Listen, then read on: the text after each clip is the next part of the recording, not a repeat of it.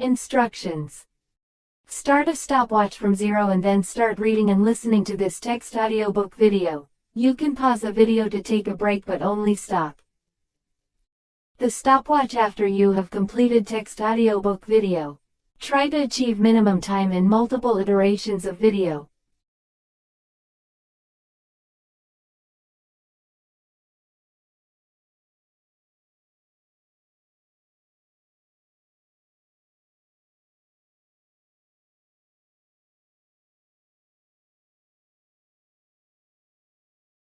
Memory improvement. 10 easy ways to train your memory. By Peter Walker. Table of Contents. Introduction. Chapter 1. The Science of Memory, How Your Memory Works. Chapter 2. Breaking Bad Memory Habits. There is no such thing as a bad memory. Chapter 3. Mnemonics Made Easy, Wordy Solutions to Memory Problems. Chapter 4. Image Association Tricks, Get More Sensual to Improve Recall. Chapter 5. The Memory Palace, The Perfect Way to Remember Lists. Chapter 6. Putting it all together, combining the tricks for perfect recall. Chapter 7. Practice makes perfect, exercise your recall muscle. Conclusion. Here is your free gift. Less than click here to get your free ebook. Greater than. Struggling with setting clear goals. Here is your free solution for your planning problems. In this book you will find ways to start working faster and more effective toward your goals.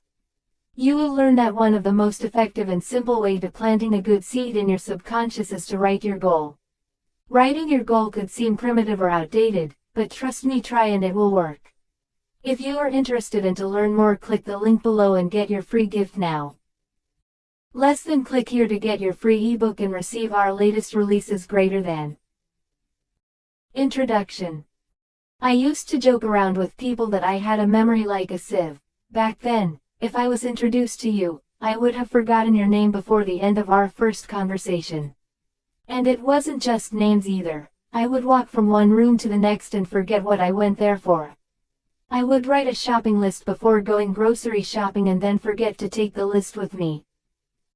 The turning point for me came when I decided that I wanted to learn a little Italian because I was planning a trip to Rome. You see, up until then, I hadn't really thought that my memory problem was serious. After all, my family thought it was a huge joke. Learning Italian did not come easy to me at all. In fact, I was able to pick up a word here or there, but whole sentences got forgotten very quickly. By the time I got to Italy, I could basically still only say, hello, thank you, and goodbye. It was then that I realized that something had to change, and so I started doing a lot of research into improving my memory and applying the techniques that I learned. And boy was I in for a surprise. I still go to the grocery store without my shopping list, but this time because I can memorize the list. I have since learned all the names of all the cahiers in the shops that I visit at the mall, gas station, etc. As for Italian, I also gave that another try, and whilst I would never be mistaken for a native Italian speaker, I can now conduct a passable conversation in that language. What was most amazing to me was the tricks I learned were very easy to implement, and that, once I started to do so, I started to see immediate results, and the results were cumulative. The more successes I had, the more confident I became in my own brain's ability, and the more I trusted it. The more I trusted it, the better I became at remembering things. And that is the number one secret everyone should know: no one has a bad memory. The problem is that you keep telling yourself that you do, and so you do end up with difficulty remembering things.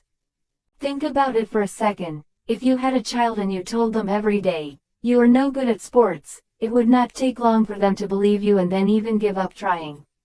The same can be said about the brain. If, like me, you have for years been telling your brain how useless it is it any wonder that it starts to believe it at a subconscious level and begins to make it true in your day-to-day life? For me, the most shocking part of this journey was just how quickly I managed to pick up and apply these techniques and how quickly my memory improved. And that is why I decided to write this book. I know that there are many people out there that think that they have terrible memories. I am sure that you are one of them because you are reading this book. The good news is that you are going to find out that your belief that you have a bad memory is wrong, and I am going to prove it to you. This book is going to walk you through how your memory works, what causes your memory to fail, various tricks to help you remember things, and how to put everything together so that you can unleash the full power of your memory. Chapter 1. The Science of Memory, How Your Memory Works. Now, the first thing that you need to remember, pardon the pun, is that your brain is assaulted by millions of stimuli on a daily basis. Basically, the mind processes everything that we see, hear, taste, smell or touch in order to keep us safe. That means that by the time you get to work in the morning, your brain has already processed thousands of specks of information. It holds on to what it feels is important for you and starts to filter out the rest. You simply do not need, nor want, to be able to remember every single detail that the mind processes. In fact, scientists have posited that we only remember around about 1 in every 100 bits of information that we do receive. So details are seldom stored to our long-term memory unless our brains decide that they have some importance to us. Should the information be deemed important enough, the brain will actually start to remember it. The memory process in your brain.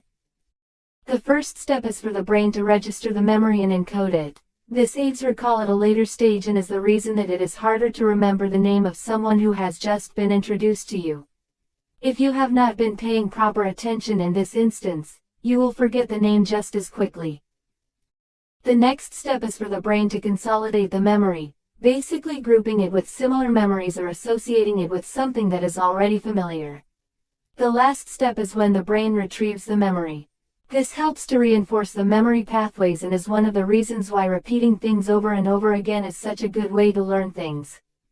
A good analogy is a filing system, with the brain being the filing clerk. The filing clerk, first of all, takes a look at the file, in order to see what it is about. The clerk will then decide where the appropriate place for the memory is, grouping like memories with likes. Finally, at some stage the file will need to be retrieved for use. Now, let's say that the file is simply filed away and not used again. Over time, the filing clerk is likely to forget what the memory was about. If enough time elapses, the brain may even completely forget about the file or even where it was filed. This makes retrieval of such memories really difficult. If, on the other hand, the file is taken out often to be worked with, the brain is bound to remember the contents of the file and where it is filed, so recall will be a whole lot easier. Chapter 2. Breaking Bad Memory Habits. There is no such thing as a bad memory. A lot of people argue with me about this one. They bemoan their bad memories and insist that nothing could make them better. I love this because I know that I am going to prove them wrong. The good news is that anyone can improve their ability to recall things, even without using the tricks laid out in the following chapters. For the most part, the reason that we battle to recall things is more as a result of either lack of attention or not finding a way to store the information in a manner that makes sense to the brain. In fact, problems with your memory are more likely to be about getting access to the information when you need it, rather than actually forgetting things. How many times have you tried to think of something on the spot, realizing that the answer is on the tip of your tongue, only to remember it later on when it is not really necessary anymore?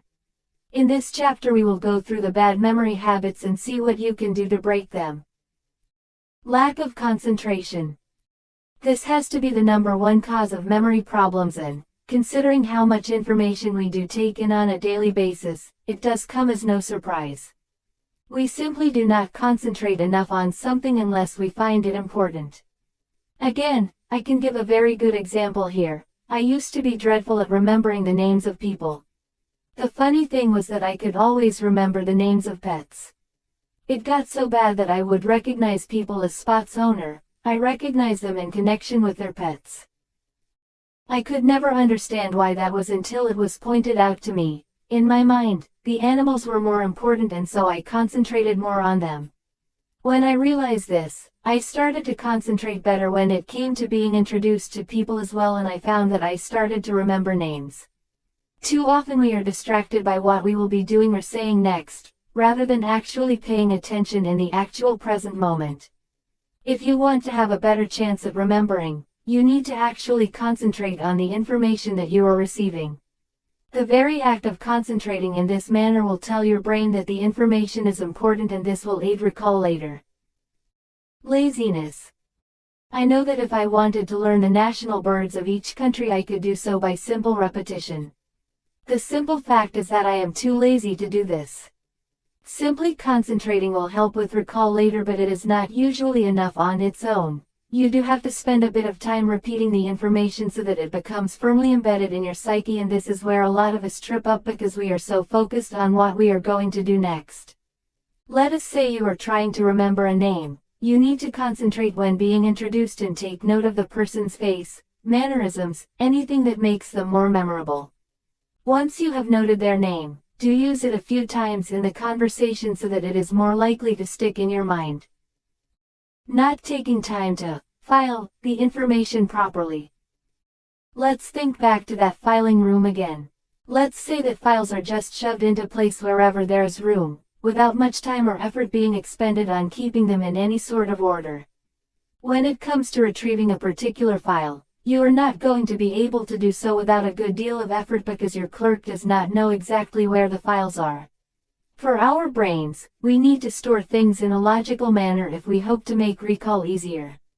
There is a lot of information in there, and to access it, we need to know exactly where it is.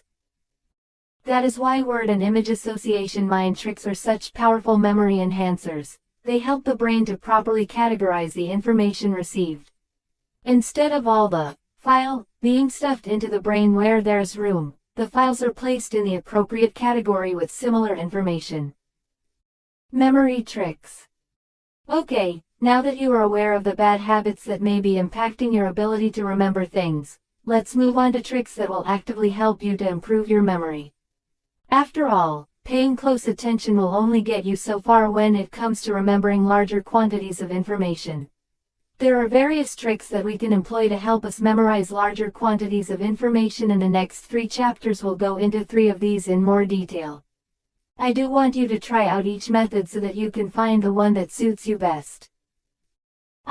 For example, find that mnemonics is the system that works best for me, but my best friend prefers using the memory palace technique. In each chapter I will give you an exercise so that you can try out the technique for yourself and also explain the technique, and these will help you to decide which styles work best for you. Chapter 3. Mnemonics Made Easy, Wordy Solutions to Memory Problems. There is a good chance that you have already come across this technique somewhere along the line. I find that it is a great way to remember a list of facts. Mnemonics are basically defined as any device that helps the brain to retain information. This technique works by translating the information into something that the brain can more readily use.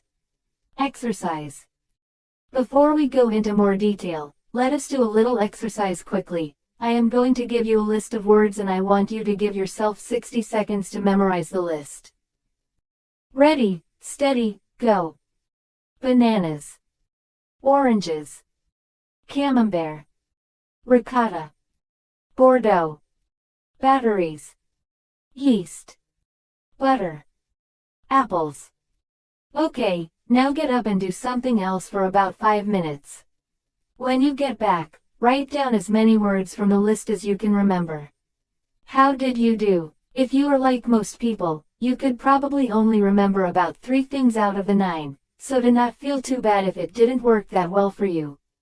So, how do we make this information easier for your brain to remember? Let us look at the various forms of mnemonics and you can choose for yourself. Music mnemonics. This is one thing that always amazes people when I bring it up, especially those with terrible memories. Think of some of your favorite songs. Can you remember the words? Music can be a great aid when it comes to making information more interesting, and so it helps the brain to remember more easily. Just think of the ABC song that you learned as a child. Try writing a short jingle with the information that you need to learn and set it to a tune that you enjoy. After a few repetitions of the jingle, you will easily remember the list. Name mnemonics. With this technique, you take the first letter of each word and create a name from it. Let us take the list above. What about the name Bob Crabby? For Bordeaux, oranges, bananas, camembert, ricotta, apples, batteries, butter yeast. Expression mnemonic. This is one that I am sure that you have used before. I know that this was one of the first memory techniques that we learned as children. You take the first letter of each word and make a funny little saying with it. In fact, I still remember the order of the planets orbiting the sun today by the same rhyme that we used back then. Okay, it was a long time ago, when Pluto was still classified as a planet, so the list is a bit out of date. The point, however, is that decades later, I still remember the expression. The expression in this case is, my very energetic monkey jumped swiftly under 9 planets. Mercury, Venus, Earth, Mars, Jupiter, Saturn, Neptune, Pluto. Rhyming mnemonics. In this instance, you take your list of words or concepts and make a rhyme out of them. A good example is this rhyme commonly used for remembering how many days there are in a month. 30 days hath September. April, June and November. All the rest have 31. Except for February, my dear son. That has 28 days clear. And 29 in each leap year. Now choose one of these systems and try to memorize the list again.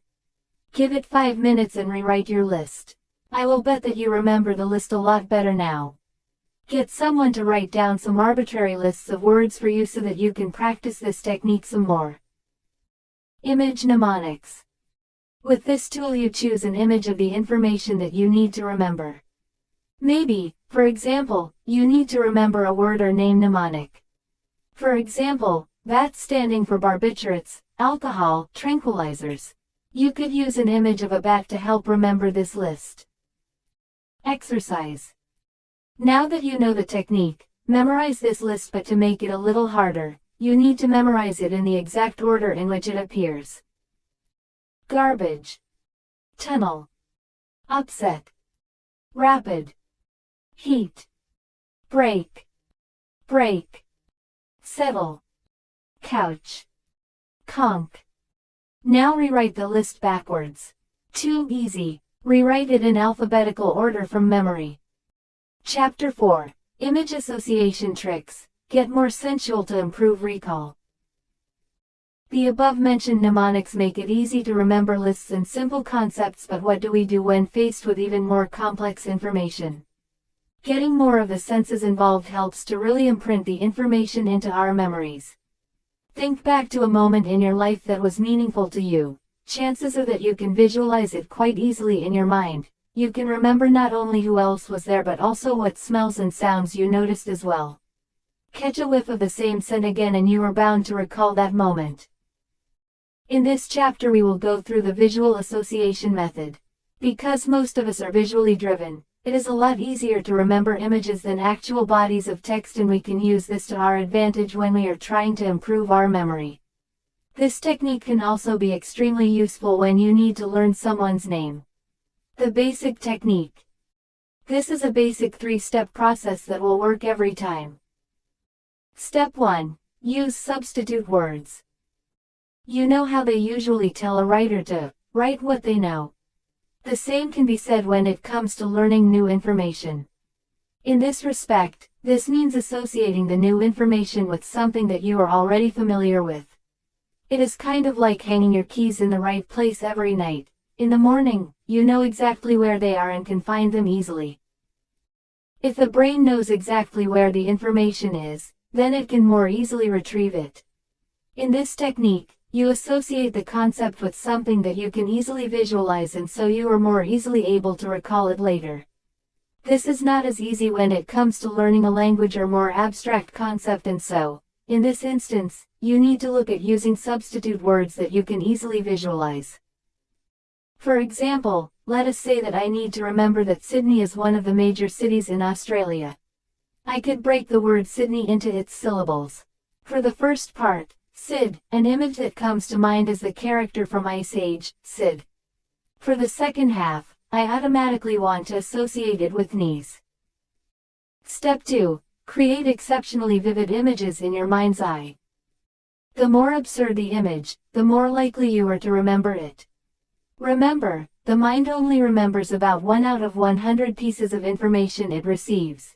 If it designates the information you are trying to remember as ordinary or mundane, it will forget it quickly.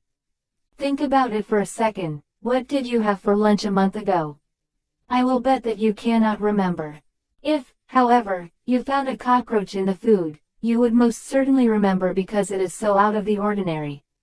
The more something stands out to your mind, the more likely you will remember it later, so do make sure that your mental images are as weird and as wonderful as you can make them. Right now, for example, I can see Sid from Ice Age trying to crack an acorn by knocking his knees together furiously. I can see the exertion on his face and hear the sound he is making. I will never forget Sid's knees, or Sydney again. The images should be exaggerated in terms of proportions. Let us say that you have met a man named Nelson Beard, and he has a larger nose. Perhaps you can imagine a nose with a huge beard on it running around. Exaggerated in terms of numbers, maybe your nose could be surrounded by thousands of other noses, all with different beards. Get some movement into it. Maybe your nose says something that the others disagree with and they end up chasing it down the street. You can substitute one image with something that you know well so that you can remember it better. In this case, Nelson has been substituted with nose. Alternatively, you could remember Nelson knows, or Nelson knows best. Make a little narrative to go with the action to make it even easier to remember. Step 3. Make the association. Now it is time to connect the dots, so to speak. I want to remember that Sydney is one of the major cities in Australia. The first thing that comes to mind when I think of Australia is the outback, so I can quite easily visualize a long trail in the expanse of land. I now adjust my image of Sydney so I see him knocking knees along this particular trail, and so now I have associated him with the trail as well. Now when I remember the image, I will remember that Sid's knees are on the trail, and so it will be easy to recall that Sydney is in Australia. Exercise. Using the above technique, learn the capitals in which country they belong to on the following list: United States of America, Washington; South Africa, Pretoria; Australia, Canberra; Tasmania, Hobart; Kenya, Nairobi, Egypt, Cairo; England, London, Scotland; Edinburgh, Ireland, Dublin; Wales, Cardiff, France; Paris, Canada; Ottawa, Mexico; Mexico City, Brazil; Rio; Iceland, Reykjavik. Chapter 5. The Memory Palace, the perfect way to remember lists. A memory palace is a place that you go to in your mind, a place that you can visualize walking through, with several little nooks and crannies where information can be stored. The idea is that you will be able to recall the information that you need simply by visualizing the right section in your memory palace. For some people, this can be a single room; for others, their whole town. Don't get too caught up in the imagery itself. There are no right and wrong answers here. The only real rule is that it should be somewhere that you know very well. You can choose to use your home as a reference point or a series of different locations. Perhaps, if you catch the bus to work, you could store information to coincide with each of the stops along the way. The key is to find a location that you know really well and that you can visualize in your mind. As long as you are able to do this, you already have everything that you need to have a memory mogul. And therein lies the beauty of this system. No more needing to come up with clever little sayings or songs to help remember things. No more repeating facts until you are bored to tears, and no more forgetting half of what was on your grocery list because you forgot to take it shopping with you. When you have added the information that you want to remember, all you will need to do to recall it is to visualize going into the relevant area of the memory palace and pulling it out again. I just want to stress one more time that the memory palace is not necessarily a building. Use whatever suits you. It is important that there are several different rooms, stops, etc. along the way, because you need to categorize the information and place it in the right spot for recall later. Let us say, for example, that you choose to use a single room, maybe your bedroom. Think about it for a minute. There are still a number of places to store stuff in your bedroom, aren't there? Look at storing information in your cupboards and vanity, but also consider less likely places like on top of the pallet, behind the curtains, under the lampshade, etc. If you look at it this way, there are a whole lot of places that you can store information, and so you can store a whole lot of information as well. Your brain loves this technique. By pairing the memories with spatial memories, you are telling your brain that this information is just as important as knowing the way around your home or how to get to work is. Building your own memory palace. With the memory palace technique, you choose a place that you can visualize perfectly in your mind instead of using substitute words. Start out by using your bedroom or a single room in your house to start off with. This is a place that you know well, and it can be a convenient place to start practicing this technique in a smaller space. Once you have gotten the hang of it, you can make the palace bigger, by incorporating your whole house or any other place that you are extremely familiar with. You could, if you like, choose a place that you have imagined, but I only advise doing this if the imagery is very vivid in your mind. This technique tends to work best when you work with a place that you have been to and experienced, so that you can remember the various sensory aspects of the experience. The more detail that you can add to your memory palace and the more information about the place that you can add, the more information you will be able to store there as well. Start by imagining the place. Now, close your eyes and, in your mind's eye, imagine the memory palace that you have decided on. What details can you see? What different subsections are there? If you run into blocks, open your eyes and look around and refresh your memory as to what really is there. Remember as much detail as possible. Sights, sounds and smells can all help to make the memory truly vivid in your mind. Even consider the feelings associated with the place in order to make it all the more real in your mind. Pick your route. If you need to remember things in a particular order, you are going to set up an actual roadmap in your memory palace in whatever way makes sense to you. You will need to select the correct route for what it is that you want to remember. Then, as you move along the route, things become easy to remember in perfect order. Even if you do not want to remember anything in a specific order, it is still a good idea to set up a route for traveling through your memory palace. That way, it does actually become a lot easier when you need to recall something. Basically, when it comes to recalling things, you will usually walk along this route until you come to the section in the palace that stores the information that you need. If you are in a hurry, you are more than welcome to skip directly to the section that you need, where you will store things. You now need to figure out where things are going to be stored in the memory palace.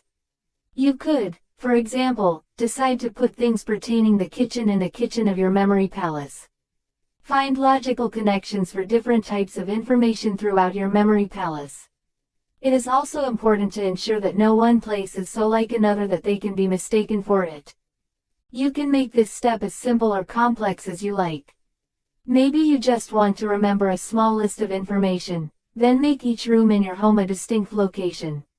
You can always add in more information by looking at everything within each room as you go along.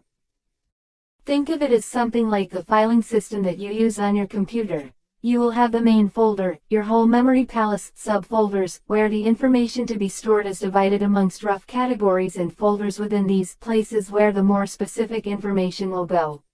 Same goes for your computer. The smaller the file of information, the less the likelihood that you need a variety of folders and subfolders. Ready, set.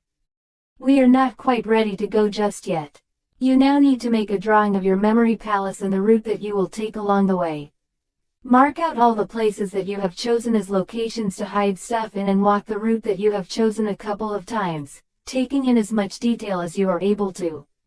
Then commit the entire plan to memory. Now visualize actually going along the route, taking care to fill in as many details as you are able to in order to make this a real picture in your mind. Check how you have done against the original drawing that you did, and, in need, practice going through it in your mind over and over again to ensure that you know each and every single stopping point, etc. Practice when you are away from the physical location as well, without relying on your notes at all. Once you have managed to correctly visualize the whole memory palace in your mind, you are ready to move on to actually starting to memorize things. Okay, now you can get down to business. At this stage, the palace should be well rehearsed in your mind and you should be easily able to visualize it. Now it is time to start assigning the different information to different areas in the palace. Working in a logical manner here will be of great benefit to you. Let us say, for example, that you have to memorize a speech. It makes sense that you want to put it in the right order and in manageable segments. Break it up into basic phrases and visually put them in place as you move along your memory palace route. Do not be scared to spread out all the way along the route, and do ensure that you have memorable chunks of the speech spread out in the right order. If you do not need to remember things in any particular order, you can place the items anywhere in the memory palace. Again, I suggest finding some logical reason when it comes to placing the items concerned. For example, let us say that you needed to remember a grocery list with the following on it: tile cleaner, oranges, toilet paper, deodorant. A good way of remembering this list would be to store the tile cleaner in the bathroom, the oranges in the kitchen, the toilet paper in the toilet, and the deodorant in the bedroom. When you are starting out, it does make sense to group like objects together, as having to go through different rooms to find what is stored there could be confusing. What I mean here is that if you are getting cleaning supplies, for example, it is better to group them all in one place, rather than putting them into the individual rooms.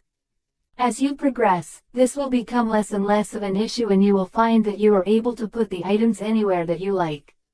Exercise. Place items from the list below in the proper place in your memory palace so that you can remember the list more easily later. Eggs, cheese, salmon, grapes, towel, scale, ball, plug, globe. Chapter 6. Putting it all together, combining the tricks for perfect recall. By now, you will no doubt have made great strides when it comes to improving your ability to memorize lists, etc. It is quite incredible just how quickly you can progress in this journey. I am sure that by now you have also realized that I was right when I said that no one had a bad memory, and I am sure that you have found your favorite memory technique from those listed above. Taking it one step further. You have no doubt found that some of the techniques work better for different types of information than others, but there is no reason that you only need to use one particular technique. In fact, if you really want to improve your recall abilities, it is better to employ a few different techniques at once. Let us take the rhyme to remember the order of the planets, for example. Combine that mnemonic device. You could picture a monkey burning his tail in the sun and so swinging from planet to get away from it. Maybe when he gets to Saturn he gets caught up in the rings surrounding the planet and so circles the planet a few times. Perhaps on the planet Neptune, he can run into the sea god Neptune and plead with him to put out the fire on his tail. You can combine rhyme with song. The ABC song is a perfect example of two different mnemonic devices being used together to make the alphabet a lot more memorable. You could combine the memory palace technique with absurd images of the items on your grocery list to make them even more memorable. I urge you to play around a little and to see which combination of techniques work for you. There is no real right answer here. You need to find a way to present the information to your brain in the best possible way that it can understand, so have fun experimenting. Chapter 7. Practice makes perfect. Exercise your recall muscle. This is the very best piece of advice that I can give you when it comes to creating a better memory. Practice as often as possible in order to improve your skills. Practicing will not only hone your skills, but it will also go a long way to helping you learn to trust your memory again. I mentioned before that I would often write lists for grocery shopping and then forget to take the list with me when shopping. I knew before I even entered the store that I would forget to get something, and I was right every time. With practice, however, I began to start remembering the lists better and better, and the instances where I forgot to get something on the list dramatically decreased. I made a determined effort to stop carrying a written list and started to rely on my memory more and more. As I continued to practice, I got better and better at memorizing things, and I now firmly believe that I have actually got quite a good memory. Take some time to practice memorizing things. It can be something as simple as a grocery list, the names of the cashiers at your local grocery store, or something more complicated such as the lines for one of your favorite poems. It does not matter what it is, the idea is to practice remembering things. You want to get to a point where you have honed your skills to such an extent that remembering what you want to becomes more of an unconscious reaction more than a conscious effort. Make it into a game and have fun with it. For example, I will often shuffle a deck of cards and then memorize the order of the deck. Alternatively, I will often pull up trivia regarding a country or place that I have visited and learn that. You can practice in whatever way suits you best, as long as you do practice regularly. The thing with memory skills is that they can become rusty when not used. Conclusion. Thank you for downloading this book. I do hope that you have learned a lot about how your memory works and tricks that you can use to improve it, and I hope that you have been amazed by your progress so far. All that is left now is to implement the tricks that appeal to you most and practice them in your day-to-day life. Have fun showing off your new skills. Before you go, click the link below and get the ebook, Effective Planning and Pursuits, for free and start planning your day much quicker and easier.